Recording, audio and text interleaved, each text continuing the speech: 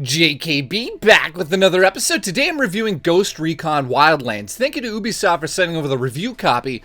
This is a game that blew me away when I first saw the trailer at E3. I was so blown away by this idea that there would be a massive open world and you'd play this badass, military type person who goes in and takes down drug cartels. And it seemed so serious. It seemed like it would be this amazing multiplayer game. And then you play the actual game and you realize it pretty much is that. However, it's not as serious as it kind of led you to believe during that E3 presentation. At the beginning of the game, you get a simple story laid out for you. And it's that this drug cartel has taken over a massive chunk of land somewhere in South America, and it's your job to go in there and take down each cartel boss throughout the area until you reach the massive boss at the end.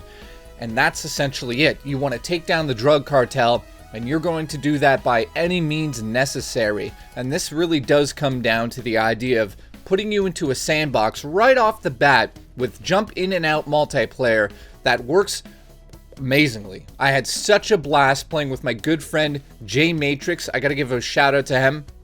He's helped me with all of my Ubisoft two-player games, linking the underbar to his Twitch and everything else. He's a really nice guy. Thank you, Jay, for helping me out in the review. As for the story, I'll just say that it's there, it's present, but it's basically the same thing over and over. You're gonna get different characters in different sections of the map that you need to take down with different personalities, but it's really the three other characters that you walk around with. This is your squad of, kind of Black Ops soldiers, and it really does play out in the Tom Clancy universe. It feels like a Tom Clancy game. However, I'd say this, it feels like The Division, but they've made it a lot more fun. Enemy types are not bullet sponges, so when you're walking around this massive open map, you are not going to be worrying about shooting the same enemy over and over and over.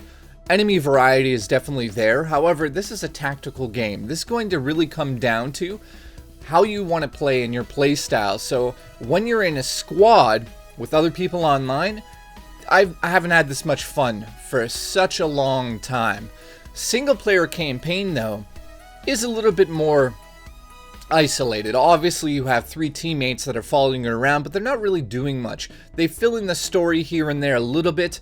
You're going to be doing the exact same thing over and over and over in this game. Constantly going to a giant chunk of the map, tagging, supplies that the cartel have, taking down different bosses, interrogating people, taking down armored trucks, planting bombs, blowing things up, stealing helicopters. And then you go into your skill tree and your upgrades. So yeah, right off the bat, it's not overwhelming, but the map is gigantic and you're not quite sure what to do. Yes, it's pointing you in a certain direction, but you're not really, it's not telling you like, yeah, go just have fun in the sandbox. It's putting you in a certain direction. This is where the balancing of this whole game comes into question. Yes, it's a lot of fun. I had such a blast with it, but at times it's extremely confusing to me, at least, where I have no idea what I should be doing, how things work, why is this like that. Yeah, it's got a tiny bit of a learning curve right off the bat.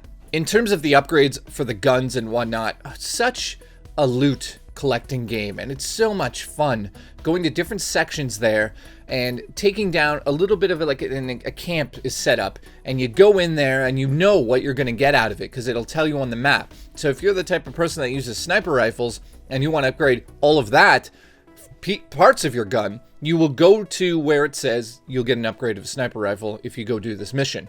So you go down there and you get it. You just simply get what you knew you wanted. You saw it, you go get it.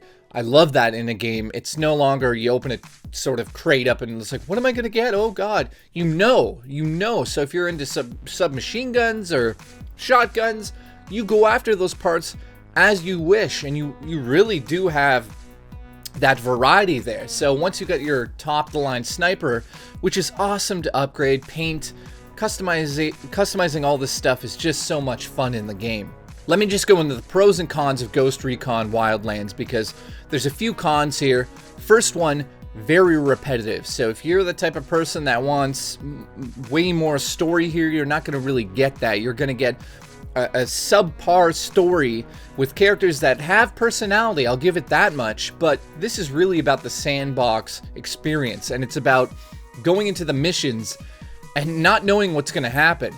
I highly suggest to play this with your friends online. Don't go single player in this game at all. You'll have, you know, a decent amount of fun with that, but multiplayer just brings up so many hilarious moments, and that's where you kind of question, is this supposed to be a serious game? Is it not? You don't really know until you play that multiplayer and realize, like, oh my god, this is so much fun. Things go awry and all of this stuff is just ridiculous.